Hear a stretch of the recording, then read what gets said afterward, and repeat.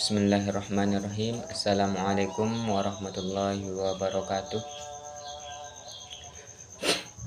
Langsung saja, perkenalkan, nama saya Muhammad Rafiuddin. Di sini saya akan menjelaskan pemikiran dari Muhammad Mustafa Al-Azami.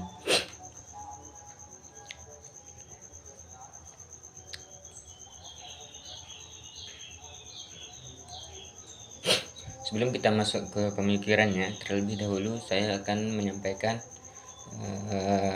biografi dari Muhammad Mustafa Al-Azami.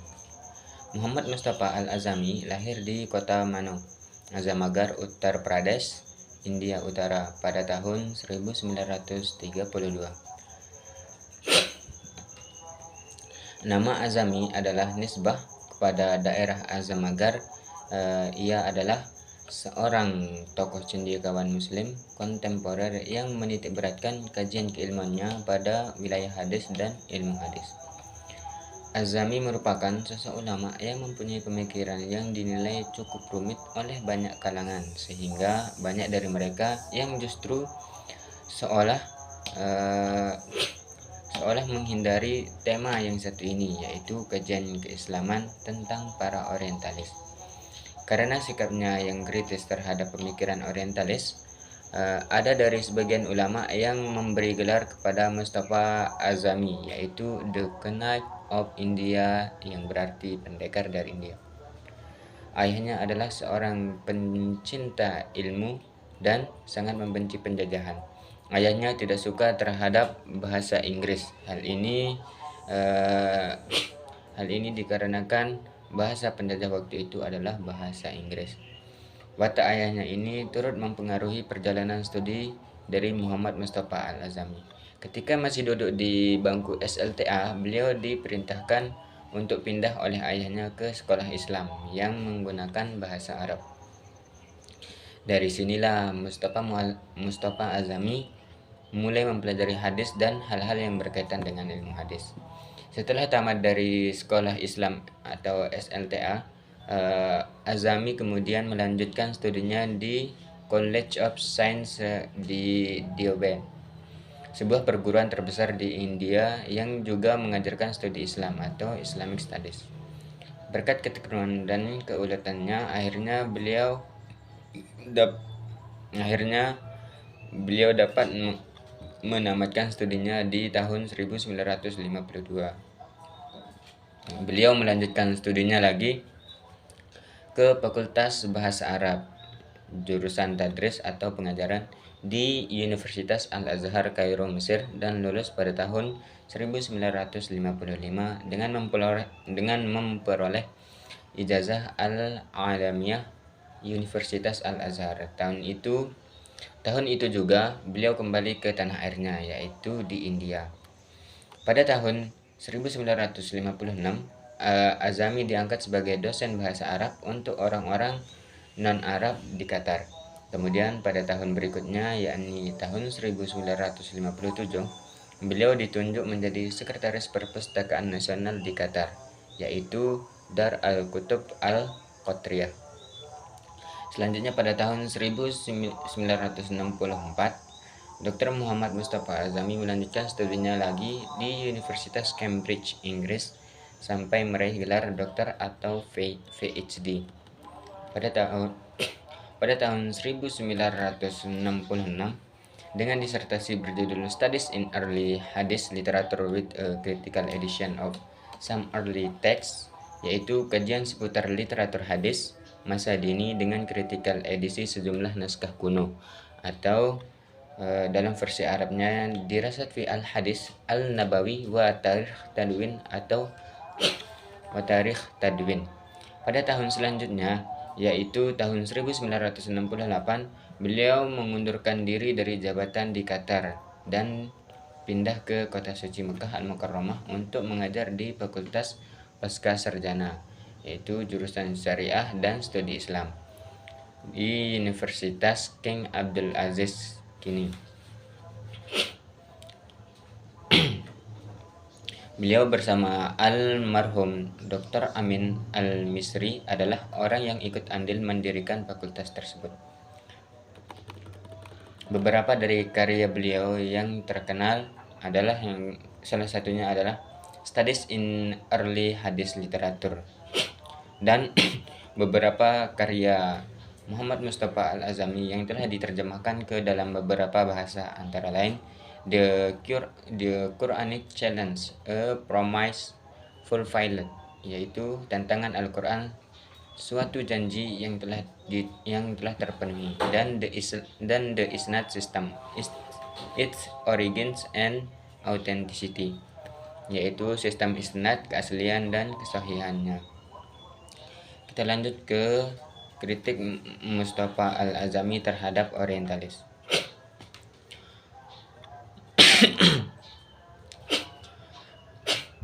Kritikan beliau menunjukkan kritikannya ke dua tokoh orientalis. Yang pertama yaitu Ignaz Goldziher dan yang kedua yaitu Joseph Scott.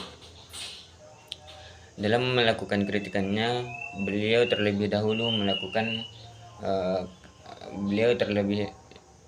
Mustafa Azami melakukan kritikannya dengan cara sebagai berikut. Yang pertama yaitu meneliti tuduhan Goldziher bahwa hadis hanya sedikit sekali yang terpelihara, karena hadis diturunkan secara lisan dari generasi umat selama abad pertama Hijriah.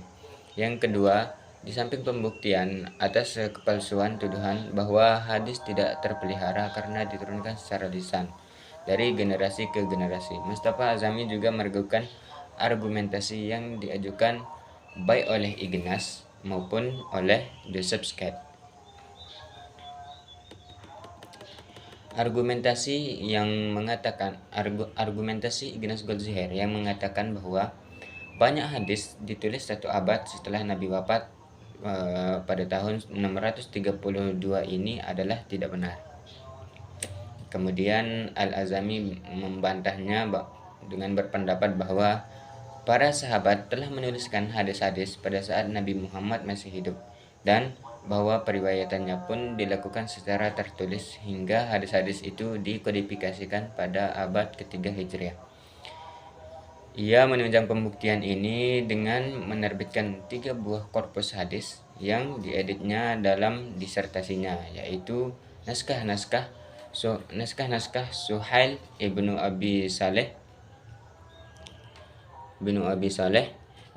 Ubaidillah ibnu Umar, dan Ali al-Yaman al-Hakam, yang semuanya berasal dari abad pertama Hijriah.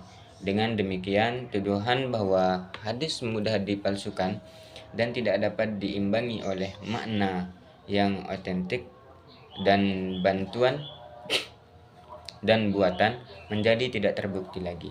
Azami mengkritik Goldziher mengenai metode penelitian yang dia gunakan dalam meragukan otentisitas hadis. Dia mengatakan bahwa Goldziher lemah dalam kebenaran materi sejarahnya. Tokoh berikutnya yang dikritik oleh Muhammad Mustafa Al-Azami yaitu Joseph Scott. Beliau mengkritik teori yang dikembangkan oleh Joseph Scott, yaitu projecting back. Al-Azami mencoba menyanggah teori tersebut dengan melakukan penelitian tentang hadis yang diteliti oleh Scott. Salah satu penelitiannya adalah naskah milik Suhail bin Abi Saleh. Abu Saleh adalah murid Abu Hurairah, sahabat Nabi. Jika dilihat dari segi tempat tinggal mereka, jaraknya sangat jauh karena berpencar-pencar dari antara India sampai dengan Maroko dan antara Turki sampai ke Yaman. Adapun dari segi redaksi hadis atau bisa disebut dengan matan hadis, redaksinya sama dengan yang diriwayatkan oleh Suhail. Dengan demikian, di sini Al-Azami mengambil kesimpulan bahwa tidak mungkin terdapat hadis yang sama dengan jumlah yang demikian. Mereka pernah berkumpul untuk membuat hadis palsu dengan kondisi dan situasi pada saat itu. Sangat mustahil pula bila mereka masing-masing membuat hadis, kemudian generasi-generasi berikutnya diketahui bahwa redaksi hadis yang mereka buat itu sama.